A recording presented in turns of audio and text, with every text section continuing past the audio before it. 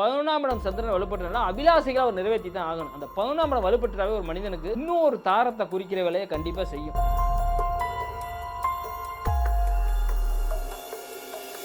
இவரோட ஜாதகம் ஓப்பனாக சொன்னால் நரேந்திர மோடிஜி ஜாதகம் மாதிரி விஜயோட ஜாதகம். அவ்வளோ பவர் இருக்கு, பவரான ஜாதகம். எம்ஜிஆர் ஜாதகமே பார்த்தேன், எம்ஜிஆர் ஜாதகத்தை விட வலிமையான ஜாதகம். விஜய் இந்த வருஷம் முதலமைச்சர் ஆவார்னு சொல்றீங்க? கண்டிப்பா 125 சீட்டுலேருந்து 140 சீட்டு வரைக்கும் விஜய் பிடிப்பார்.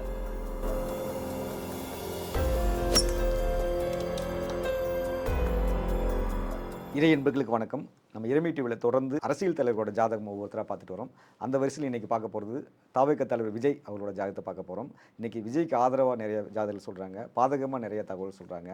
ஐயா விஜயோட ஜாதகத்தை பண்ணி ஆய்வு பண்ணியிருக்காங்க, பல தகவல் சொல்ல போகிறாங்க. ஐயா சொல்லுங்கள், விஜய் ஜாதகம் எப்படிங்க இருக்குது? அவரோட ஜாதகம் பார்த்தீங்கன்னா கடக ராசியில் பிறந்திருக்காரு, பூச நட்சத்திரம், கன்னியா இலக்கணம். ஐயா கன்னியா இலக்கணத்தில் 3ஆம் இடத்துல ராகு, 6ஆம் இடத்துல குரு உட்காந்துருக்காரு, 9ஆம் இடத்துல சுக்கிரன் கேது, உங்களுக்கு 10ஆம் இடத்துல சூரியன் புதன் சனி மாந்தியோடு உட்காந்துருக்காரு, 11ஆம் இடத்துல சந்திரன் செவ்வாய். இதுதான் உங்களோட ஜாதக அமைப்பு. இவருக்கு ஆல்ரெடி ஏற்கனவே நம்ம ஜாதகம் நிறையா நானும் வீடியோஸில் பேசியிருக்கேன். ஒரு சில விஷயம் இப்போ சுக்கிர தசையில் குரு புத்தி போயிட்டு இருந்துச்சு, குரு புத்தி தான் போயிட்டுருக்கு. இப்போ குரு பார்த்தீங்கன்னா வெறும் பாதகாதிபதி. அப்போ பாதகத்தை 100% குரு பகவான் செய்வார். இப்போ பாதகாதிபதி அதே மாதிரி 7ஆம் இடம் தாங்க குரு. அப்போ அவர் மனைவியை குறிக்கிறதும் குரு தான். அப்போ அது பாதகாதிபதி குரு மறைஞ்சிட்டார். அப்போ ஒரு மறையும் போது ரொம்ப ஒரு நல்ல பலன் தான், சரியா? ஏன்னா குரு பாதகாதிபதி மறையும் போது ஒரு நல்ல, ஏன்னா அது யாரோ சொன்னதுனால தான் அவர் அந்த குரு புத்தியில் தான் கட்சி ஆரம்பிக்கிறாரு, அடுத்தடுத்த பிரச்சாரத்துக்குலாம் போகிறாரு. இன்றைக்கி அந்த தான் எலெக்ஷன் அறிவிச்சிருக்காங்க, அவங்க யாரோ சொல்லியிருக்காங்க. ஏன்னா கன்னியா இலக்கணத்துக்கு குரு ஆகாதவர், பட் இருந்தாலும் அவர் பாதகாதிபதி மறைஞ்சிட்டார். மறைஞ்சது பெரிய ஒரு அதிர்ஷ்டம் தான். அவருக்கு வீடு கொடுத்தவர் 10ஆம் இடத்துல உட்காந்துருக்காரு. அப்போ பதவியையும் கொடுக்கணும், சரி. 10ஆம் இடம் தான் போல்ஸ்தானம். இவரோட ஜாதகம் ஓப்பனாக சொன்னால் நரேந்திர மோடிஜி ஜாதகம் மாதிரி விஜயோட ஜாதகம். அவ்வளோ பவர் இருக்குது, பவரான ஜாதகம். அவரோட குடும்ப வாழ்க்கையில் எப்படி இப்போ மோடிஜி ஜாதகத்தில் குடும்ப வாழ்க்கை எப்படி இருக்குது? விஜய் தமிழ்நாட்டு அளவில் நம்ம யோசிக்கணும், இந்திய லெவலில் யோசிக்கிறீங்களே? மோடிஜி ஜாதகம் மாதிரி விஜயோட ஜாதகம். எம்ஜிஆர் ஜாதகமே பார்த்தேன், எம்ஜிஆர் ஜாதகத்தை விட வலிமையான ஜாதகம், சரியா? அவருக்கு 2 கிரகம் தான் அது தொடர்படுத்திச்சு, அந்த நேரம் நடந்துச்சு, அவர் விஷயமானது. இவர் மிகப்பெரிய ஒரு பவர்ஃபுல்லான இடம். அதே மாதிரி பார்த்தீங்கன்னா ஒரு 3ஆம் இடத்துல ராகு உட்கார்ந்துருக்கனால இப்போ என்ன அப்படின்னா அந்த சூழ்ச்சிகள் மிக பெருசாக இருக்கும். நான் எப்படி ஏற்கனவே ஸ்டாலினியா ஜாதகத்துக்கு சொன்ன பார்த்தீங்கன்னா அது ஏன்னா அந்த கிரகம் இங்கே உட்காந்துருச்சு, அது ராகு வேற ஒரு இடத்துல உட்காந்து போயிட்டார். இவர் என்னன்னா கன்னியா லக்கணம், கன்னியா லக்கணம் மிதுன லக்கணத்துக்கே ராகு ஒரு அபரிவித வளர்ச்சி கொடுக்குறவர், ஒரு உச்சத்துக்கு கொடுக்குற வேலையை கண்டிப்பாக செய்யும். ராகு திசை ஒரு ஜாதகத்தில் புதன் வலுவாக இருந்து ராகு திசை கன்னியா லக்கணத்துக்கு மிதுன லக்கணத்துக்கோ மிதுன ராசி இந்த இதுக்கு நடந்துட்டாவே மிகப்பெரிய ஒரு வளர்ச்சியை கொடுக்கும். அப்போ ராகு விருச்சிக வீட்டில் உச்சம். ஆனால் அவருக்கு வீடு கொடுத்த கிரகம் எங்கே உட்காந்துருக்காரு அப்படின்னா கடக வீட்டில் செவ்வாயோட சந்திரனோட உட்காந்துருக்காரு. செவ்வாய் பகவான் நீச்சம் பெற்று உட்காந்துருக்காரு. நீச்சபங்க ராஜயோகம் 11ஆம் இடம். 11ஆம் இடம் தான் நம்ம ஆசைப்பட்டதெல்லாம் நிறைவேற்றுறது. அப்போ 3ஆம் இடங்கிறது நம்ம முயற்சி பண்ணுறது. அப்போ 3ஆம் இடம் 11ஆம் இடத்தோட இது பண்ணும்போது இவர் பண்ணுற முயற்சி கண்டிப்பாக அபிலாசைகளை பூர்த்தி பண்ணுற இடம் 11ஆம் இடம். கண்டிப்பாக அவருக்கு அந்த ஒரு வெற்றியை கொடுக்குற வேலையை செஞ்சிடும். செவ்வாயும் சேர்ந்து இதில் 8ஆம் இடமும் 8ஆம் இடம் தான் செவ்வாயும் வேறு, 8ஆம் இடமும் சம்மந்தப்பட்டதுனால சந்திரங்கிறது பிரயாணம், சரியா? ட்ராவல் பண்ணி போகிற ஒரு சில விஷயத்தில் இந்த இன்சிடென்ட்டில் நடக்கிறது, சூழ்ச்சினால் நடக்கிற வேலையை கண்டிப்பாக அவரோட ஜாதகம் கண்டிப்பாக செய்யத்தான் வைக்கும். அதை வெற்றி கொள்வாராங்கிறது அமைப்பு. என்ன காரணம் அப்படின்னா ராகு பார்த்தீங்கன்னா 3ஆம் இடத்துல உச்சம் பெற்று உட்காந்து கேட்ட நட்சத்திரத்தில் உட்காந்துருக்காரு. அந்த கேட்ட நட்சத்திரத்தில் பார்த்தீங்கன்னா அந்த புதன் பகவான் பார்த்தீங்கன்னா 10ஆம் இடம் தான் பதவி, அரசாலும் யோகம், சரியா? அந்த இடத்துல 10ஆம் இடத்துலயே சூரியன் அதிகாரத்தை கொடுக்குற சூரியன் உட்காந்துட்டாரு. அரசனே இன்னைக்கு சூரியன் தான், அவர் உட்காந்துட்டாரு. மக்கள் செல்வாக்குள்ள சனி பகவான் உட்காந்துட்டாரு. அறிவு சார்ந்த மக்கள் அறிவு சார்ந்து படித்தவங்க எல்லாருமே சார்ந்தப்போ புதனும் இங்கே உட்காந்துட்டாரு. தாய்மார்களை பெண்களை குறிக்க இன்னைக்கு சுக்கிர தசை அவர் நடப்பு தசை இருக்குது. பெண்களை குறிக்க வேண்டிய சுக்கிரன் 2-9 கொதி பாக்கியாதிபதி போய் பார்த்தீங்கன்னா 9ஆம் இடத்துல பலம் பெற்று உட்காந்துட்டாரு. அப்போ சுக்கிரதசை நடக்குது, சந்திரன் உட்காந்து. இந்த 11ஆம் இடம் சந்திரன் வலுப்பட்டுனா அபிலாசைகளை அவர் நிறைவேற்றி தான் ஆகணும். அந்த 11ஆம் இடம் வலுப்பட்டாவே ஒரு மனிதனுக்கு இன்னும் ஒரு தாரத்தை குறிக்கிற வேலையை கண்டிப்பாக செய்யும். அது யாரோட ஜாதகமாக இருந்தாலும் 11ஆம் இடம் வலுப்பட்டுட்டா அப்படின்னா கண்டிப்பாக பார்த்தீங்கன்னா இன்னொரு தாரத்துக்குள்ள அமைப்பை கொடுக்கும்.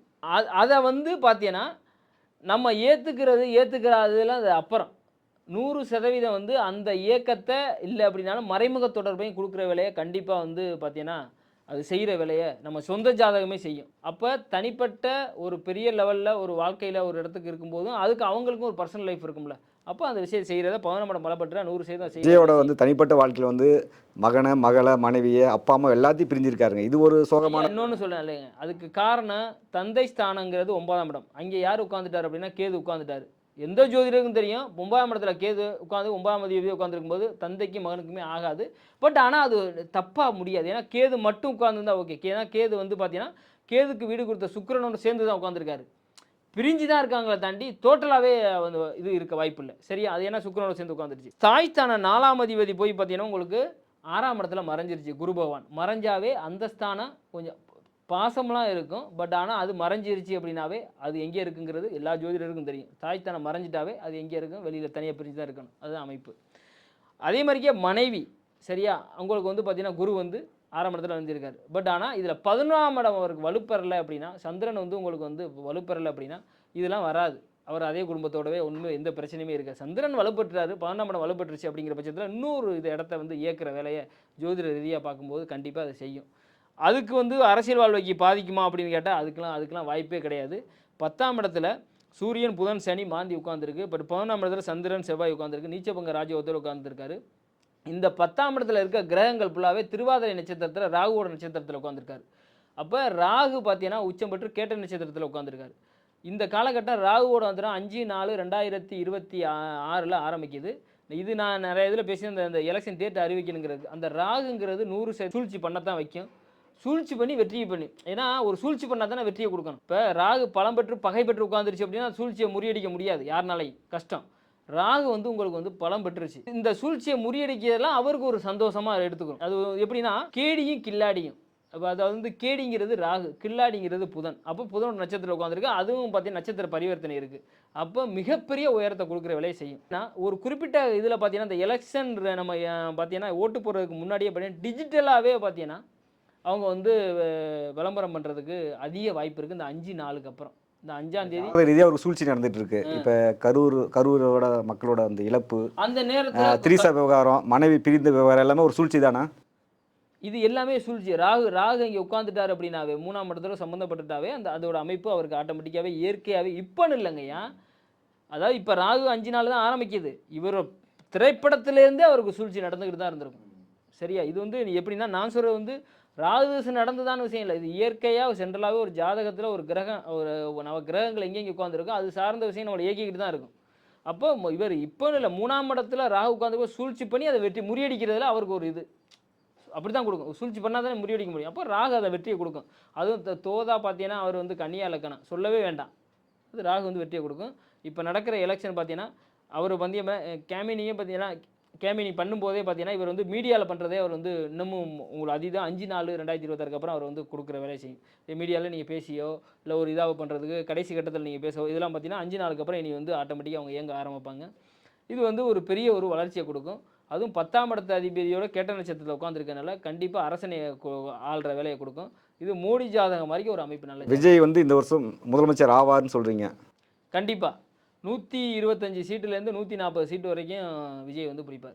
இதுக்கு மேலே பிடிக்கிறது பிடிக்காது அப்படிங்கிறது வந்து பார்த்தீங்கன்னா அவங்கவுங்க எம்எல்ஏவுக்கு வந்து ஒரு ஆளுக்கும் அந்த 10ஆம் இடம் தொடர்பு. இப்போ பார்த்தீங்கன்னா இவர் முதலமைச்சராகிற தகுதி ஏன் பார்த்தீங்கன்னா இவரோட யாரோட ஓட்டு விழுவ கீழ்நிலை மக்களோட அடித்தட்டு மக்களோட ஓட்டு விழுவ போகுது. சனி 10ஆம் இடத்துல உட்காந்துருக்காரு. படித்த இளைஞர்கள் புதன் தான் சின்ன குழந்தை. புதன் வந்து உங்களுக்கு வந்து சின்ன குழந்தை. அந்த ராகுங்கிறது கேட்ட நட்சத்திரத்தில் உட்காந்துருக்கா. படித்த இளைஞர்கள் சின்ன குழந்தை 1ஆவதுலேருந்து 8ஆவது வரைக்கும் படிக்கிறாங்கல்ல, அந்த குழந்தைகள் முதற்கொண்டு இவரோட ஆதிக்கத்தில் ரொம்ப ஒரு ஈர்ப்பை கொடுக்கும். ஏன்னா புதன் தான் அது அவங்க அதிகாரத்தில் அரசு பதவியில் இருக்கவும் சரி, அதிகார போஸ்ட்டில் இருக்கணும், அவங்க முதற்கொண்டு அவங்களோட ஓட்டு விழுங்க இருக்குது. ஏன்னா சூரியன் வந்து 10ஆம் இடத்துல இருக்கார். பெண்கள் இப்போ சுக்கிரன் நடக்குது 2-9 அதிபதி சுக்கிரன் வந்து பலம் பெற்று உட்காந்துறாரு. பெண்கள் சார்ந்த விஷயம் நிறையா ஓட்டு அவருக்கு விட போகுது.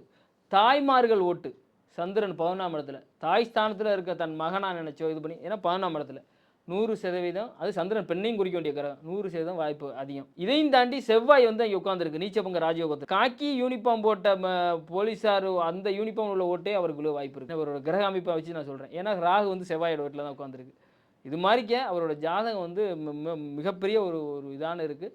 இப்போ எலெக்ஷன் தேதி அறிவிக்க அப்புறமா 4ஆம் தேதி அறிவிச்சிருக்காங்க. அது இவருக்கு வந்து ஒரு பெரிய ஒரு வெற்றியை கொடுக்கும். 125 சீட்டில் 140 சீட்டு என்னோட கணிப்பு. நான் ஜோதிட ரீதியாக அந்த கிரகத்தை வச்சு ஒரு சில விஷயத்த சொல்லியிருக்கேன். தனி பெரும்பான்மையாக ஒரு ஆட்சி ஆட்சி அமைக்கக்கூடிய அமைக்கணும். அதே மாதிரிக்கு பார்த்தீங்கன்னா அதுக்கு மேலே வர்றதுங்கன்னா ஒருவரோட கிரகத்தோட அமைப்பு இருக்குது. சரியா? இதில் என்ன ஒரே ஒரு விஷயம், இந்த கேது உட்காந்துருக்குன்னா அந்த பெண்கள் விஷயத்தில் ஒரு சில நெகட்டிவிட்டி வர்ற வேலையை செய்கிற வேலையை செய்யும். அதே மாதிரியே ராகு உச்சமிட்டு இருக்கிறதுனால வயசான ஆண்கள் இருக்காங்க பார்த்தீங்களா, ரொம்ப அவங்க ஓட்டு கூட கடைசி நேரத்தில் வாய்ப்பு. ஏன்னா அந்த 5 நாளுக்கு அப்புறம் மாறுறதுக்கு வாய்ப்பு இருக்குது. இந்த 5ஆம் தேதி 4/2020 அப்புறம் வர்ற அந்தரத்தில் அந்த வயசானவங்களோட ஓட்டு ராகுவோட அந்த ஆரம்பித்ததுக்கப்புறம் அவங்களோட ஓட்டு கூட அவருக்கு வர்றதுக்கு வாய்ப்பு இருக்குது. மனமாற்றங்கள் வர்றதுக்கு நிறையா வாய்ப்பு இருக்குது. இவரோட ஜாதகம் வந்து பெரிய ஒரு வலிமையான ஜாதகம். இதெல்லாம் தெரிஞ்சு தான் இவர் எங்கேயோ பார்த்து தான் இவர் அரசியலுக்கு வர்றாரு. சும்மா வரவே இல்லை. சூழ்ச்சிலாம் இவர் வந்து 100% இவர் பிறவியில் இவர் நடக்கும் தான். இவர் அரசாணை இது அரசியலில் அவர் ஜெயிச்சு முதலமைச்சர் ஆனாலும் அதுலேயும் சூழ்ச்சி நடக்கும். இது இது இது வந்து பிறப்பு ஜாதகமே அப்படி தான். அதெல்லாம் முறியடிச்சிருவார். அது இவர்கிட்ட போய் நிற்கவே முடியாது, வாய்ப்பே இல்லை. அது என்ன தான் பண்ணாலும் சூழ்ச்சியிலேருந்து அவர் அதை அடுத்த கட்டத்துக்கு நகர்ந்துருவார். இவருக்கு தான் பாசிட்டிவாக வரும். ஏன்னா அந்த ஒரு விஷயத்தை கொடுத்து தான் அதை கொடுக்குற வேலையை செய்யும். இவர் அரசணையில் அமர்ந்தாலும் நடக்கும் தான். அதில் ஏகப்பட்ட குளறுபடிலாம் நிறைய விஷயம் சூழ்ச்சி நடக்கும். அது சாதாரண சூழ்ச்சிலாம் நடக்காது, அவப்பேர் நடக்கும், எல்லாமே நடக்கும். ஏன்னா அந்த அதை முறியடிச்சிற வேலையை ராகு பண்ணிடுவார். கண்டிப்பாக விஜயோட ஜாதகம் வந்து அரசியல் ரீதியாக வெற்றி அடையுன்னு சொல்கிறீங்க. ஆனால் ஒரு தனிப்பட்ட வாழ்க்கை வந்து ஒரு இருண்ட பக்கமாக தான் இருக்குது. அது வந்து நம்ம பல பூர்த்தி ஆகுங்களா? பெற்றோரோட இணைந்து வாழ்வாரா, மகனோட இணைந்து வாழ்வாரா? இல்லை, அதெல்லாம் வந்து அதெல்லாம் ஒரு இப்படி தான் இருக்கும். அது வந்து தந்தையோட கேது உட்காந்துட்டாரு. மற்றபடி ஃபேமிலியை வந்து அவர் விட்டுற வாய்ப்பு இல்லைங்க. ஏன்னா குரு வந்து பாதகாதிபதி மறைகிறது ரொம்ப நல்லது தான். அது நான் அதில் நல்லா புரிஞ்சு யாராக இருந்தாலும் சரி. பொதுவாக நானே கன்னியாலக்கணம் தான். எனக்கு 6ல் தான் குரு. புரியுதா? எனக்கு என்னோட குடும்பம் தான் என்னோட உயிர். அதே லெவலில் தான் அவரை யோசிச்சுக்கிட்டு இருப்பார். 100% அதே லெவலில் தான். குடும்பத்து மேலே ஒரு சின்ன ஒரு இது பண்ணாலும் அவரால் தாங்கிக்கிற முடியாது. அதை வெளியில் வந்து நம்ம இது பண்ணிக்கிற இது இல்லை. ஏன்னா அதெல்லாம் தாண்டி அவர் வந்து அதை வெற்றி அடைகிற வேலை செய்யும். காணொலியை வந்து விஜய் ரசிகர்கள், கட்சி தொண்டர்கள் நிறைய பேர் பார்ப்பீங்க. அவங்களுக்கு அது மகிழ்ச்சி தரக்கூடியதாக இருக்கும். தாவேக தலைவர் விஜய் அவங்க வந்து வெற்றி வாகை சூட போகிறோன்னு ஐயா உறுதியாக சொல்லியிருக்காங்க. என்ன நடக்குதுன்னு பார்ப்போம், பொறுத்திருந்து பார்ப்போம். மிக்க நன்றிங்க. நன்றி.